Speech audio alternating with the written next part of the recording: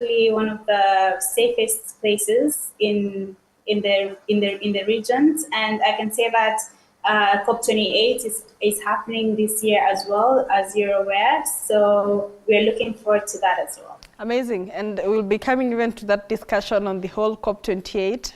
And you're looking so beautiful this morning. Clearly, I see that crown is well deserved. Perhaps talk to us about your Thank you. Talk to us about your journey to becoming Mrs. UAE CSR and as an environmental activist. How was it like? All right. So initially, I registered for Mrs. Earth UAE as a delegate because that's the first step. I've always wanted to be in pageants, especially when I entered the fashion world through sustainable fashion. I wanted to join a pageant, but age caught up with me, and I was a bit late into the whole interest. And a lot of pageants, they have age gaps. So there's an age limit. So by 25, you're not allowed to apply. But with Mrs. Earth UAE, it provided that opportunity for everyone who's 18 years plus, married or unmarried. And I found that a great opportunity for me to apply while I'm in the UAE. And I was representing Kenya, my country, and at the same time, a UAE as well, because it's also a global international contest where the winner from UAE will win in Philippines, who, by the way, Mrs. UAE, who won here, won in the Philippines as well as Mrs. Earth in general. So I can say that my environmental activism also encouraged me to apply for this, because I knew in the UAE to give me a bit of a better opportunity here, as well as my voice will be amplified. And so during the contest, we had different competitions. One of it was talent show. And during the talent show, I presented plastic recycling, and it was one of the most unique I presented from other contestants. So I guess I wanted to use the platform to amplify the environmental effects. So because it was going to be shown in different TV stations and international TV media platforms like Celebrity TV and others.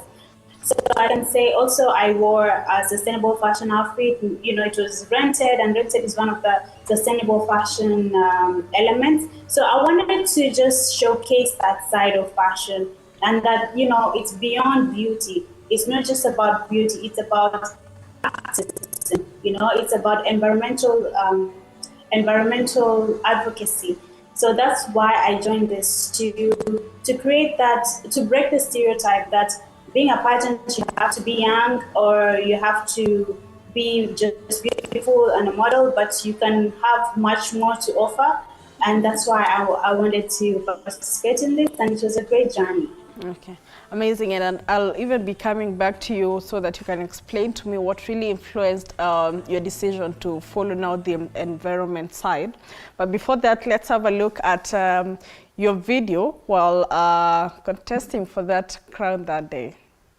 I'm Habiba from Kenya.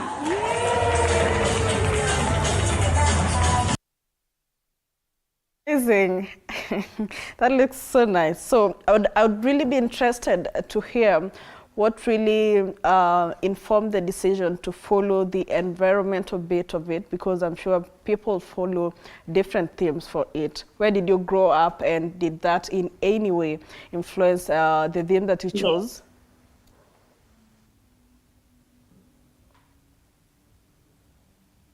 Habiba? Management as my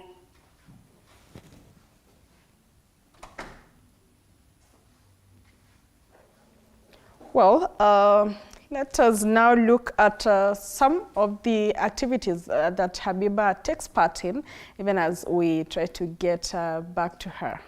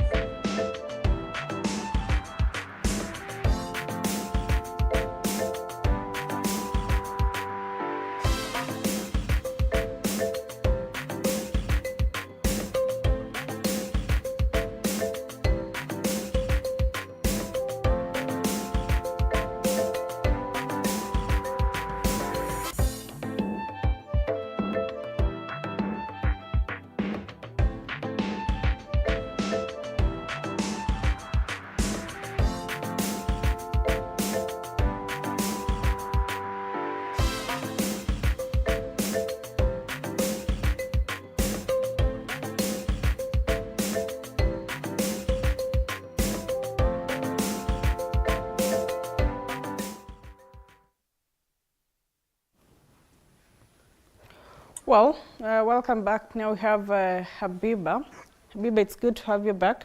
And even before that connection mishap happened, I was asking what really influenced your decision to follow the environmental theme during that contest.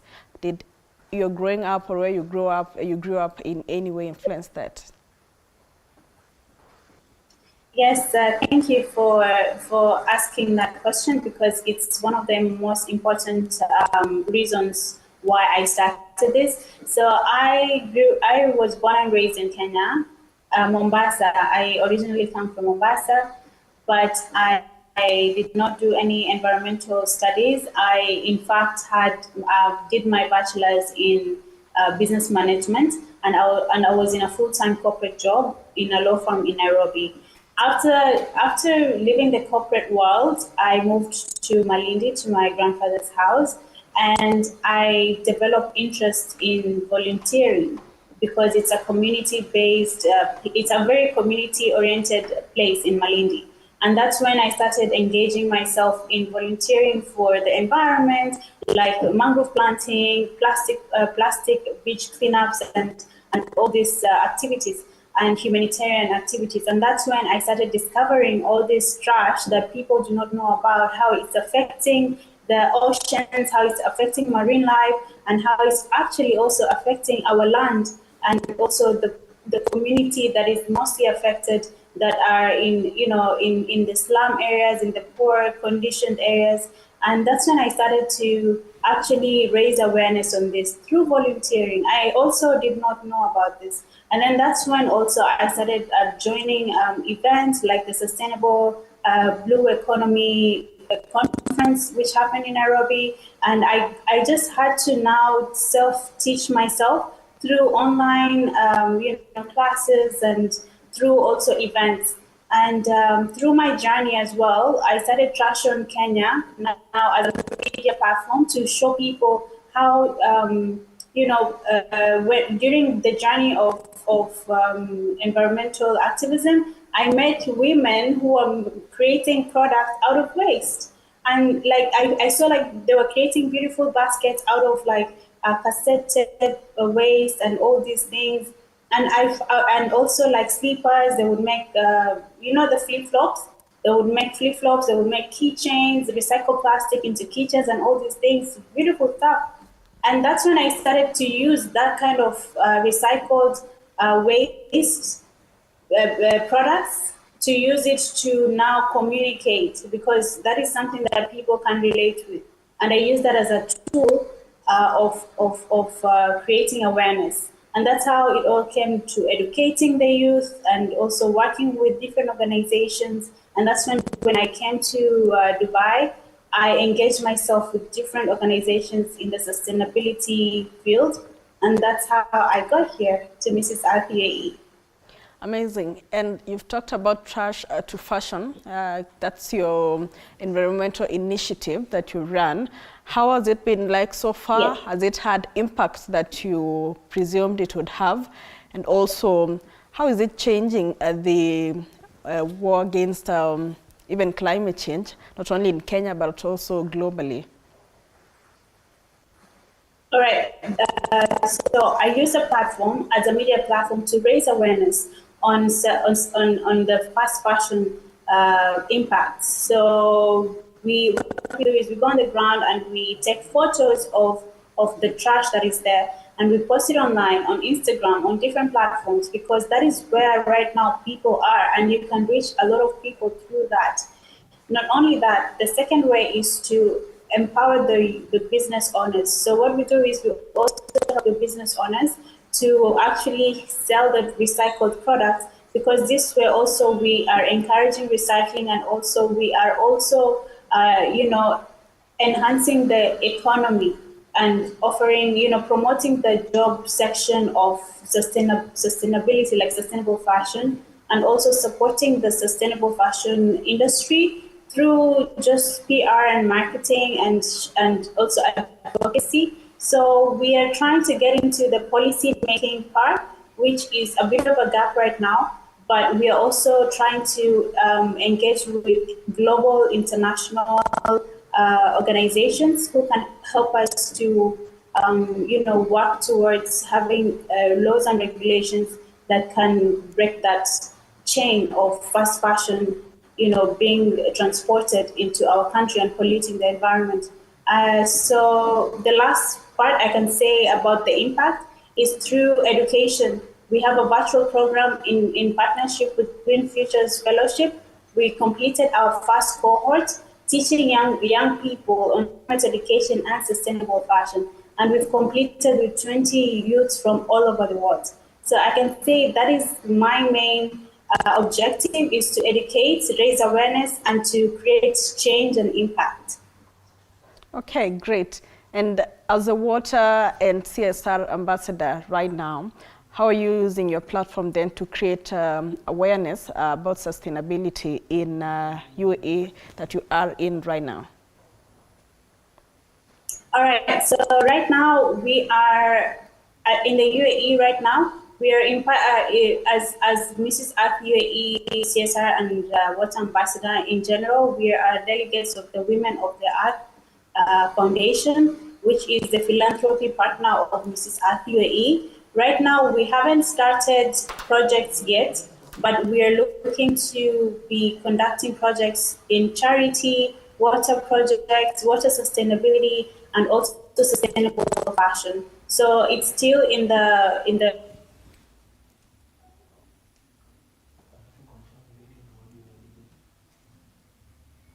women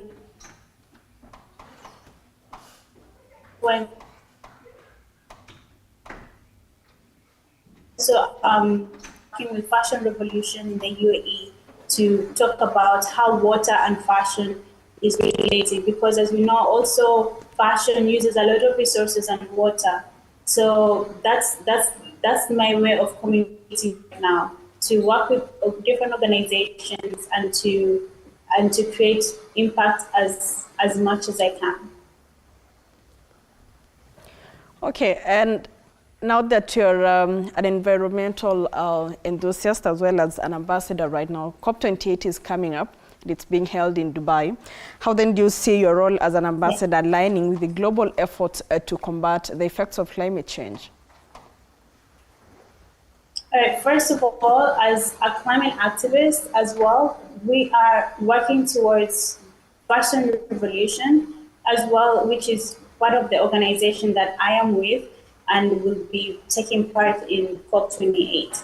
So that is a one that is confirmed that I will be part of, and it will be on the scale of fashion and sustainability, to raise awareness and to talk about the impact of sustainability in fashion. The second way that I would like to join this, and promote sustainability during COP28 and to amplify more voices is to hopefully get Traction Kenya on board, which is in the process, and that's why I cannot confirm yet. But we are hoping to get Traction Kenya on board, where we can bring different products from the country and showcase them during the event, and also to gain partners, collaborators, and different funders from different countries, because that's where leaders are going to be there. And we can also find partners who we can collaborate with on a global scale. So COP28 is very promising, and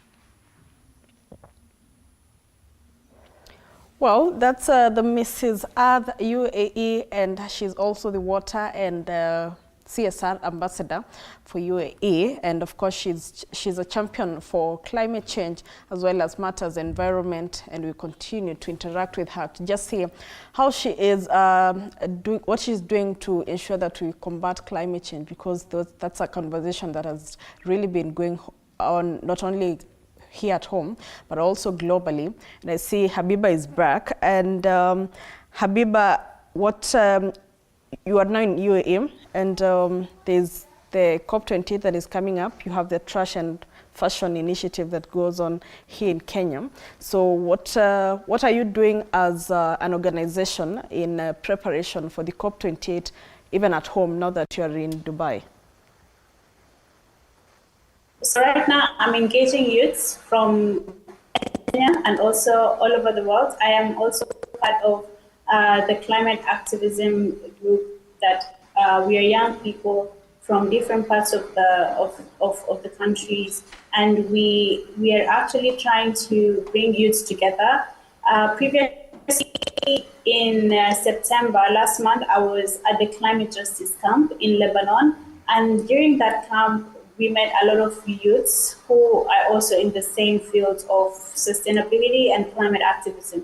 So we are joining hands and we're trying to find ways where we can work together to amplify our voices during COP28. So that is number one. And number two, as Mrs. Earth UAE Water and CSR Ambassador, I'm also working towards setting my position in COP28.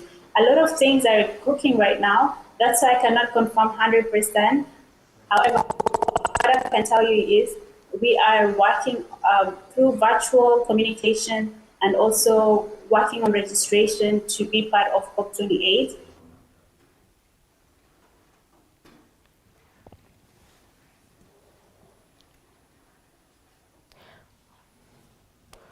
Okay, well, that's Habiba there, of course, speaking to her initiative on trash and fashion that focuses on fighting and environmental activism, and also ensuring that the country takes part in this journey of also climate change. And Habiba, even as we wrap up this, do you feel that the country, as Kenya, we are doing enough to fight climate change? We had the Africa Climate Summit and Africa Climate Week that was held in Nairobi a few weeks ago.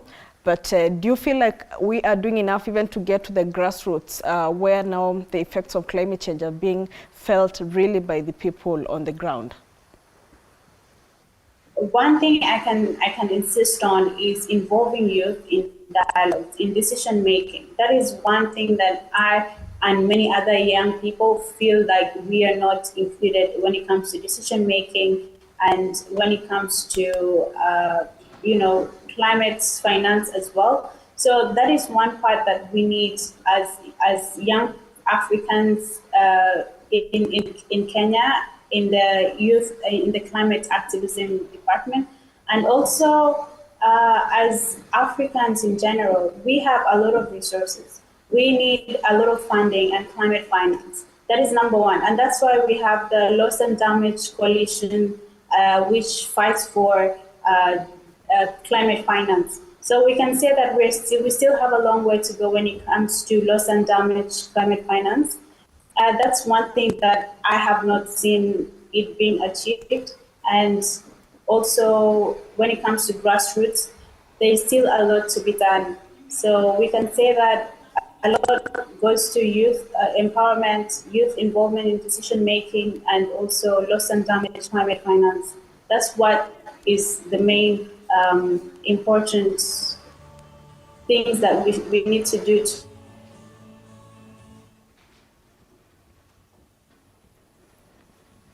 Okay, Habiba there, she is an environmental enthusiast, a climate change activist as well, and of course she is the current Mrs. Earth UAE. She is a water and CSR ambassador as well, speaking to us concerning her journey there and all she's doing to ensure that we have a climate woke nation. And I see Habiba, you're back.